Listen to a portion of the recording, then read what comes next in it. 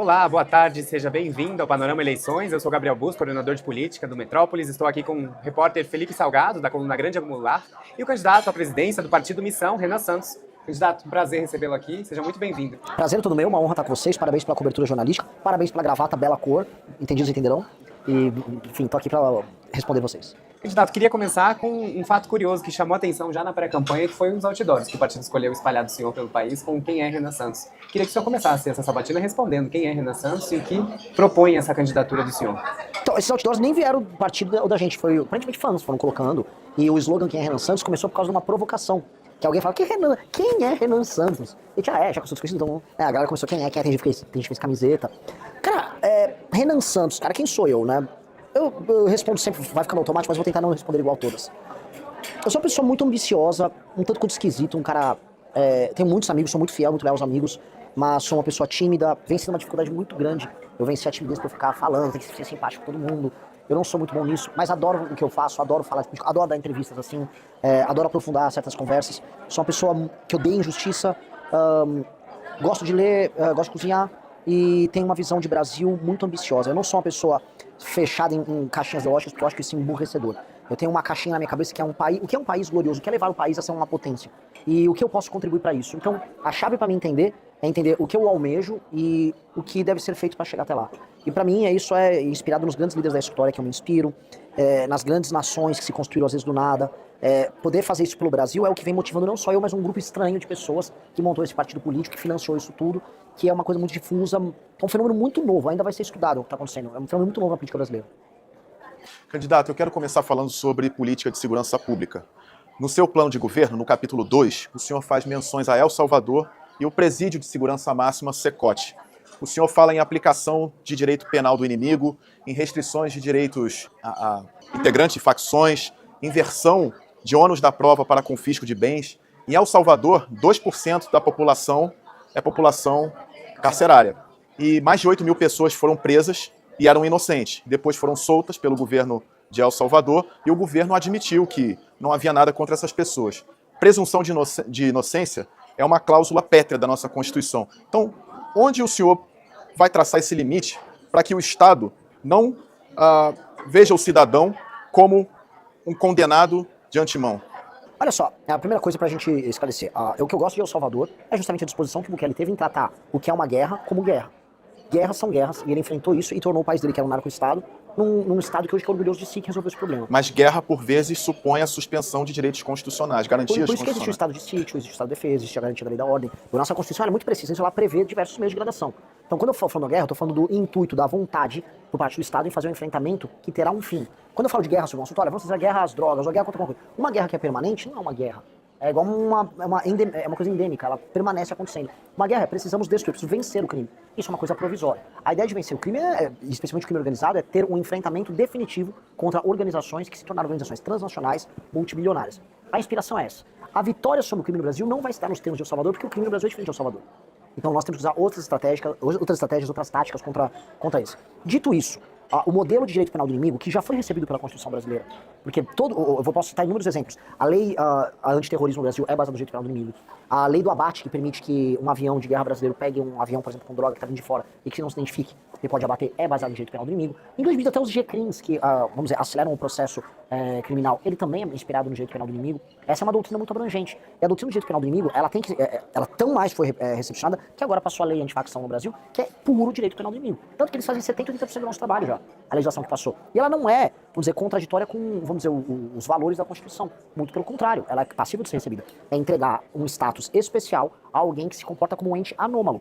Esse ente anômalo existe. Por exemplo, aqui que eu citei, um avião que entra no nosso território trazendo droga, ele está, vamos dizer, por origem, violando o espaço aéreo nacional para cometer um crime. Portanto, ele precisa ser abatido. Uma pessoa que é um terrorista, que vai jogar uma bomba na Praça da Sé, lá em São Paulo, um lugar movimentado, se eu não fizer, por exemplo, uma prisão baseada nos atos preparatórios, o que para crimes comuns não acontece, eu vou permitir que aconteça uma desgraça, portanto eu tenho que atuar. Igual um crime contra o Estado Democrático de Direito, que também é previsto. Também é direito penal do inimigo. Logo, as facções, quem for enquadrado pelo Estado, ou seja, Polícia Federal, polícias estaduais, que já fazem esse trabalho. O trabalho de identificação de membros de facções de quadrilha já existem há décadas. Isso é um trabalho tranquilo, já acontece. As pessoas enquadradas nisso, elas terão uma atuação especial do Estado. Então, o confisco alargado dos bens, as prisões especiais para os membros dessas facções, os crimes são inafiançáveis, não há progressão de pena. o Estado pode acelerar o processo. Vamos dar um exemplo. Um criminoso está com uma carga de metralhadoras escondido dentro de uma casa num morro no Rio de Janeiro. Eu tenho que fazer a operação, eu tenho que entrar naquela casa e eu tenho que sair prendendo todo mundo. Ah, mas ele ainda não... Eu tenho que sair aprendendo de tudo. Porque ele está num processo de cometimento de crime dentro daquela comunidade. Então, este reconhecimento dá os instrumentos para que o Estado atue como guerra contra algo que é entendido como guerra pelo outro lado. Dito isto, o senhor é a favor da classificação de facções criminosas como grupo terroristas, como fez o presidente Donald Trump em relação ao Comando Vermelho e ao primeiro comando da capital? Essa, eu vou falar, é uma pergunta que demanda reflexão, porque ela é para um candidato perigosa. Como brasileiro e como estrategista no tema, e eu como presidente da República tenho que lidar com isso pouca diferença me faz para derrotar o crime organizado. Isso tem um efeito de marketing, tipo, o mundo reconheceu o problema e os brasileiros vão falar mais do problema, beleza, tem um efeito. Agora também tem um efeito de entregar aos Estados Unidos da América poder, por exemplo, para que eles possam sancionar empresas brasileiras que eles consideram que tenham relações com essas facções. Então eles podem estabelecer, por exemplo, que, sei lá, um distribuidor de combustível, o Brasil vende etanol para os Estados Unidos. Ah, esses caras tiveram uma relação com o distribuidor de combustível, tinha relação com o PCC, logo esses caras estão crime organizado, logo não vai operar aqui com os Estados Unidos. No fundo é sobre concentração de poder da parte deles. Porque quem vai destruir o crime não são eles. Somos nós, mas muita gente ficou comemorando as redes sociais. Eu tenho que ser cuidadoso, porque a pessoa que está comemorando acredita no mesmo que eu acredito. Ela só está iludida um pouco com a capacidade do Trump ser amigo da gente aqui na América do Sul. Candidato, queria explorar agora a sua relação em eventual governo com o Congresso. O senhor tem propostas de reformas amplas, como reforma administrativa, reforma da Previdência, inclusive uma PEC da transição, como fez lá o presidente eleito na época, Lula, quando ganhou a eleição. O senhor também tem uma proposta basicamente nesse sentido para mudar a questão fiscal. Como é que o senhor pretende fazer isso com uma base reduzida, né? Hoje o Missão é um partido pequeno e, claro, sabendo do tamanho do problema que é um presidente hoje lidar com as emendas parlamentares? Eu até falei hoje aqui no evento, eu vou nessa linha. Eu não vou negar compor governo. Eu vou entender que o Brasil é um regime semi-parlamentarista e eu vou convidar partidos para formarem maioria comigo, mediante resoluções dos seus partidos, vinculantes às suas bancadas, para que votem na agenda que venceu as urnas. Como eu fui muito claro na agenda que venceu as eleições, tá claro, eu publiquei um livro, eu dou entrevista para vocês, sempre falo do Ministério da Fazenda, o ministro da Fazenda indicado para falar sobre economia, para falar sobre segurança. Eu tenho, portanto, a posição moral de cobrar os presidentes dos partidos. Tá aqui a agenda que venceu. Essa agenda venceu nas urnas. Faça, então, uma resolução vinculante à sua bancada e venha compor governo. Indique-me nomes sérios e técnicos e ilibados para compor governo. Primeira parte. Segunda parte. Nós vamos alterar a dinâmica das emendas. A dinâmica das emendas não pode ser mais vinculada ao aumento da receita. A dinâmica das emendas tem que ser vinculada necessariamente à quantidade de espaço discricionário é aberta no orçamento mediante redução de despesas obrigatórias. Assim como eu ganho mais espaço para investimento, posso ter uma política de redução de juros, as emendas parlamentares aumentam para o parlamentar. Então ele passa a ser o primeiro interessado a tocar a minha agenda fiscal, que é o que me interessa. E aí eu começo a utilizar o Centrão como instrumento fiscalista e não como um elemento de destruição do orçamento como é hoje, né? Expansão do patabom, etc. Com essas duas coisas, eu consigo passar todas as pautas mais impopulares, que são as pautas ligadas à reforma fiscal, que nem deveriam ser impopulares, as pessoas hiperestimam a impopularidade disso. Agora, a agenda de segurança não me preocupa. Hoje, no governo Lula, ela passa. Hoje, o próprio Centrão, gente do PT vota, às vezes, em agenda de segurança. Então, me preocupa bem menos do que a agenda de competitividade e a agenda de reformas. Entendi. Até porque emendas é uma questão. A minha dúvida é se o senhor vai conseguir fazer a cabeça do parlamentar diminuir o seu interesse por emendas, porque cresceu substancialmente o valor das emendas. O que eu vou fazer é não negar. Já que tem a emenda, o critério da emenda não vai ser o aumento da receita, e o critério da emenda passa a ser ele, né, com a equipe do partido dele, dá pra cortar essa despesa aqui, dá pra fazer uma reforma administrativa assim assado. Poxa, sobrou mais espaço discricionário, eu tenho mais emenda. Isso torna o parlamentar um elemento de fiscalização do orçamento e não de destruição. Então isso funciona. E aí vem uma segunda coisa, que é disciplinar o uso da emenda, porque muitos querem emenda porque, né, ninguém é de ferro, eles querem roubar, a gente sabe disso. E o Flávio Dino tá com todo mundo ali na mão, tá pronto para pegar essa turma. Então, dentro da nossa legislação, que eu chamo de lei de responsabilidade gerencial, nós vamos disciplinar o uso da emenda para políticas públicas que atendam a indicadores de desempenho óbvios e metrificáveis, que vão desde a construção de escolas para melhorar o índice educacional do município, fornecimento de água e esgoto, a construção de estradas de rodagens, vias de passagem, estradas vicinais, aumento da atividade econômica. Então, tudo que a emenda for... a emenda vai ser qualificada para atuar nessa área, e quanto melhor for o prefeito, mais emenda que ele recebe. E aí o deputado, então, passa a ter que repassar as emendas, para políticas que funcionam, e para municípios que estejam executando bem essas políticas. Aí a emenda deixa de ser um problema. Hoje ela é um problema. O seu plano de governo, ele me surpreendeu na área econômica. O senhor faz referências a Javier Milei, presidente da Argentina, que é ultraliberal. Mas o senhor, no seu plano, fala que não é solução privatizar todas as empresas. Quais empresas o senhor, caso for eleito presidente, pretende privatizar? Petrobras, por exemplo? Jamais. Por que não? Porque é estratégico. E nós temos um mundo em guerra. Um mundo em guerra em que recursos naturais eles serão utilizados como ferramenta de guerra. Eu vou dar um exemplo. O conflito que os Estados Unidos patrocina contra da Rússia com a Ucrânia, ele apoia a Ucrânia, é um elemento que aumenta o preço do barril do petróleo, porque a Rússia é um fornecedor internacional. O conflito que houve agora no Irã tem esse mesmo papel de impactar no preço do petróleo. Mesma coisa o controle que ele quer ter sobre as reservas da Venezuela. O que os Estados Unidos estão sinalizando com isso? Eles jogam uma pressão inflacionária na China, é bom para eles são autossuficientes em termos de energia, e do outro lado também reforçam os seus estoques com o que eles fizeram na Venezuela. Aí a gente vai falar, não, vou vender a Petrobras. Vou vender, vou permitir que outras nações façam as nossas políticas de energia. Isso é uma loucura, é igual vou terceirizar aqui minhas forças armadas. A gente não pode fazer isso, é uma questão estratégica. Agora, vamos trazer empresas para participarem do refino? Vamos trazer iniciativa privada para aumentar o share, por exemplo, na extração? Vamos. Distribuição, vamos abrir mais o mercado? Vamos. Agora, reservas, política, inteligência, formulação de preços em alguns momentos, formulação de estoques estratégicos, é necessário, porque não é mais um campo econômico, é geopolítico. É muito diferente dos Correios. Vamos vender os Correios. Vamos privatizar os Correios. Agora, é diferente da Embrapa, porque a alimentação e investimento em tecnologia numa área que o Brasil é ponta, a Embrapa é muito estratégica. Temos que reverter o sucateamento que a Embrapa teve. Aí, mas não parece hiperliberal. Eu não sou hiperliberal. Não sou. Talvez já tenha sido mais no passado, mas a gente vai amadurecendo e vai entendendo elementos políticos que interferem nisso. Então, vou inverter a minha pergunta. O senhor fala sobre terras raras no seu programa de governo. A gente ainda não tem uma empresa estatal. Como se trata de recursos naturais estratégicos, o senhor é favorável à criação de uma estatal para gerir as terras raras do subsolo brasileiro? Não é necessário criar estatal. Em especial, não é necessário criar uma estatal neste governo. Você tem iniciativas e consórcios, como universidades e iniciativa privada, que cumprem um papel melhor do que uma estatal. Tem uma iniciativa que chama Magbras. A Magbras, ela não é uma estatal, por mais que o nome pareça, mas ela está pesquisando e conseguindo as primeiras respostas na parte de processamento de determinadas ligas ali feitas com terras raras extraídas do Brasil, que permitem que o Brasil venha a ter, por conta desse consórcio, tecnologia proprietária nesse processamento. Porque a gente precisa ter tecnologia proprietária para processar disprósio, que a gente tem bastante. Patente tecnológica, né? E isso. Então, é muito importante a gente ter empresas nessas áreas, consórcios feitos com isso. E podemos fazer consórcios públicos com o setor privado. O Donald Trump, para dar um exemplo, ele botou o governo americano, acho que se não me engano, com 10% de share na empresa americana de terras raras, que está investindo no Brasil. Então, o governo americano se tornou sócio deles. Ou seja, mostra o interesse estratégico. Eu acho que o Brasil pode fazer investimentos e parcerias com a iniciativa privada nisso. Até porque, em muitas dessas áreas, nós vamos precisar fazer joint ventures com empresas internacionais. Um exemplo claro, se haverá um investimento na parte de extração de terras raras na região de Goiás, na região do Pará, e aí vão montar a empresa de extração, eu vou exigir que o processamento fique no Brasil e que haja uma política, e é uma política de Estado, com países amigos, para iniciar a fabricação de baterias, criação de zonas econômicas especiais. Essas empresas que vão operar no Brasil, elas têm que trabalhar em joint venture com empresas brasileiras. Então, vai ter que ter capital brasileiro, alguma participação de capital estatal brasileiro nessas empresas, troca de tecnologia, porque é o recado que a gente está passando para o mundo. Vocês estão vendo extrair um recurso natural nosso? Beleza, eu vou participar da criação do produto final com você. Senão a gente vira, novamente, um fazendão para eles. Então, isso é uma política, é um ato geopolítico estratégico fundamental. Então, é a coisa o mais ultraliberal? Não é, mas até aí, cara, a gente tem que pensar no interesse nacional. Candidato, para fechar esse pacote de economia, queria só entender a fala do senhor sobre as emendas. O senhor falou que uma das formas de convencer esses projetos mais impopulares, e tem um ali que me chama a atenção, porque o Congresso já tentou avançar em alguns pontos nesse sentido, mas acabou recuando pela opinião pública, a desindicação da aposentadoria pelo salário mínimo, por exemplo, é uma das suas propostas para reduzir o gasto público.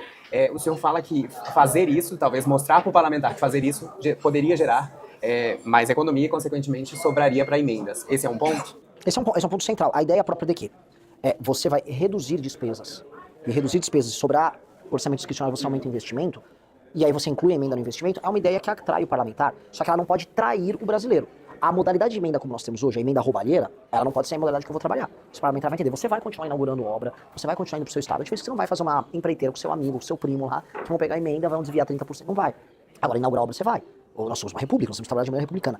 E nesse ponto, você está fazendo perguntas bem boas sobre a parte de composição de governo e briga com os outros poderes. Nesse ponto eu tenho que ser inteligente e saber entender que com uma PGR livre, uma Polícia Federal autônoma e com as investigações que caíram na mão do Flávio Dino, todo mundo que caiu na farra das emendas está muito encrencado, mas não é pouco, muito encrencado. E eles não estão em grande posição de, vamos dizer, de brigar sobre esse assunto. Basta ter um PGR que comece a mandar os processos ali para eles, eles vão ter, vamos dizer, graves problemas. Então, assim, eu quero negociar por bem, mas também quero que eles entendam que ninguém vai botar a faca no pescoço do presidente da República.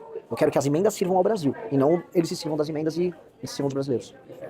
E abordar a questão da educação, que é um dos temas que o senhor também coloca ali como várias propostas, e uma delas fala sobre fim de cotas. O senhor já explicou, já deu fala sobre isso. E eu queria entender, porque no plano de governo não fica claro, por exemplo, como vão ser essas bolsas de mérito que o senhor cita ali no plano de governo, e porque há uma crítica, inclusive no seu plano, de hoje há uma desigualdade muito grande. Na sua avaliação do plano de governo, as cotas são um agravante dessa desigualdade, porque podem trazer mais prejuízos para, por exemplo, pessoas que estudaram, mas por causa das cotas acabam não chegando à universidade. Eu queria entender como que o senhor pretende fazer essa bolsa de mérito e como fazer com que a educação brasileira diminua essa desigualdade que hoje existe. Porque o senhor mesmo já citou até, por exemplo, questão de mensalidade, talvez para pessoas que têm maior renda, mas isso não está incluído no plano de governo. Então eu queria entender essa área que o senhor aborda aí no seu plano de governo sobre desigualdade na educação. Olha, quando eu olho para a Ásia, que é um lugar que cresceu gerando capital humano de alta qualidade, eu olho um foco colossal no mérito.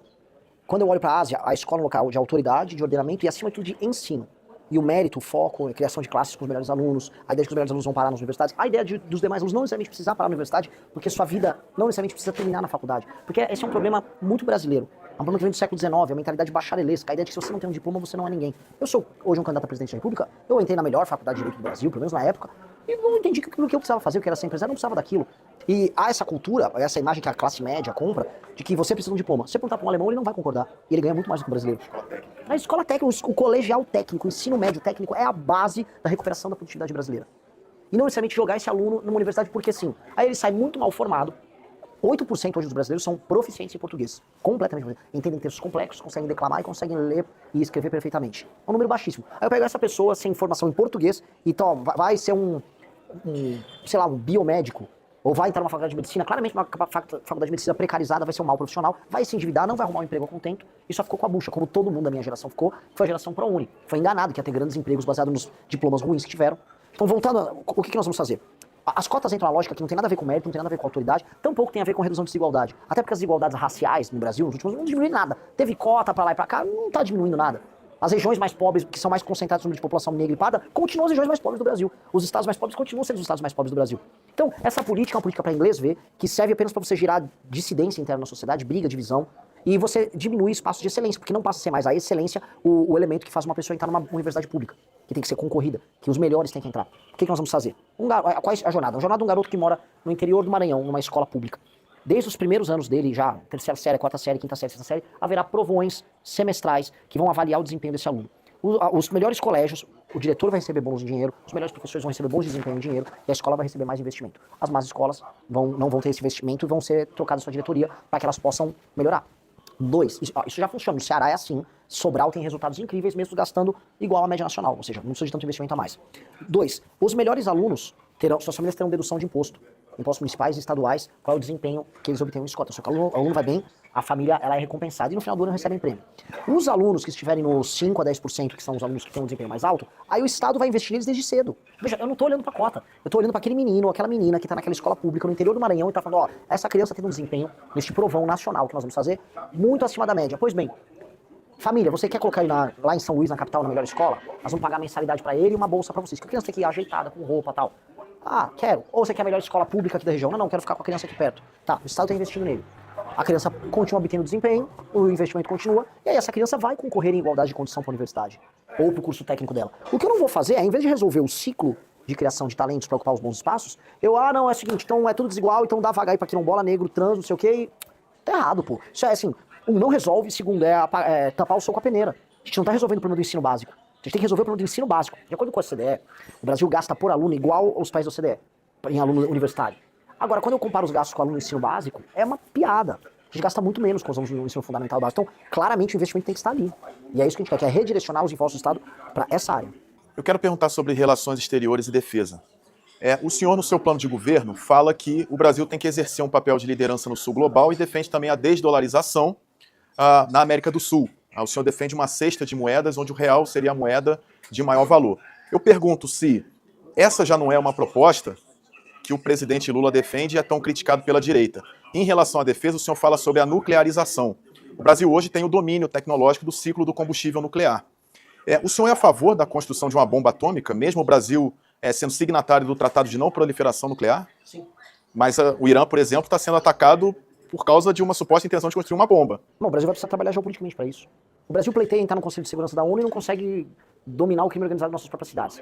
Para exercer poder, ele vai precisar ter poder. Então, para eu ter a bomba atômica, para eu ter a discussão, China, Estados Unidos, deixa eu avisar aqui, eu vou ter a bomba atômica aqui, tá? Eu vou ser um parceiro estável, geopolítico, vou estar bem blocado, estou trabalhando com terras raras, estou participando de uma indústria bélica internacional, estou no jogo. Não é que eu vou começar meu mandato fazendo isso, mas faz parte de um processo de retomada de soberania. Isso é inevitável. Agora, sobre exercer poder na região, na América do Sul, e sobre a desdolarização. Veja, o Brasil é para ser o líder político dessa nossa região. Não estou falando em se impor, em humilhar vizinhos, não. O Brasil tem que ter uma força militar conjunta destruindo o crime organizado por todos os países da América do Sul. Nós temos que ter um banco que opere infraestrutura na nossa região de maneira autônoma. Por exemplo, a ferrovia Xangai-Ilhéus, que cruza o meio do nosso continente sul-americano, precisa ser feito com dinheiro sul-americano. O que a China vai fazer? Eventualmente pode até ter capital chinês, desde que não tenha uma interferência política chinesa. O porto de Xangai, lá no Peru, tem alta interferência chinesa. É um porto que os chineses investiram. Então, nós precisamos ter uma capacidade de investimento na região. As trocas comerciais, em parte, serem feitas com moedas locais, obrigam os países a ter políticas fiscais e monetárias equilibradas, porque não dá pra ganhar, eu quero comercializar em real. Do jeito que o real tá, ninguém vai querer comercializar em real. ou querer comercializar na moeda boliviana, não. Mas se você cria metas que você vai fazer com que a América do Sul, que tem um descalabro do ponto de vista fiscal e monetário há muito tempo, é um lugar super irresponsável, diferente, por exemplo, das políticas que são adotadas na Ásia, a América do Sul faça a lição de casa e a gente tem um share do nosso comércio sendo feito nas nossas moedas. Isso expressa poder local, isso também vai permitir, por exemplo, que uma Argentina ou um Chile, que o Chile já faz a sua política, a sua lição de casa há muito tempo, que são moedas mais equilibradas, eles ganhem vamos dizer, um prêmio por sua capacidade de cuidar das suas contas públicas, da sua política monetária. Eu vou fazer comércio aqui entre Brasil e outras nações, mas eu aceito a moeda chilena porque o Chile é um país estável. É uma forma de premiar quem no continente faz isso. Você acaba premiando por boas práticas. Você cria um sentimento de irmandade no continente que não existe. O Brasil é muito isolado no continente sul-americano. A gente fala no máximo assim, os países da tríplice fronteira, às vezes um Uruguai, mas tudo muito pouco. A nossa relação é muito distante. E isso inclui também parte do sul global, especialmente países de língua lusófona, o oeste da África, e no entendimento maior, a ideia de que o Brasil nos próximos 20, 30 anos precisa ser uma potência cultural no sul global também. Candidato, queria, para encerrar a nossa entrevista, perguntar sobre o Supremo Tribunal Federal. O senhor deu uma declaração, uma sabatina recentemente, que decisão ilegal o senhor não vai cumprir. E o senhor também já explicou que o senhor vai considerar como decisão ilegal o que está na Constituição, segundo as palavras do senhor.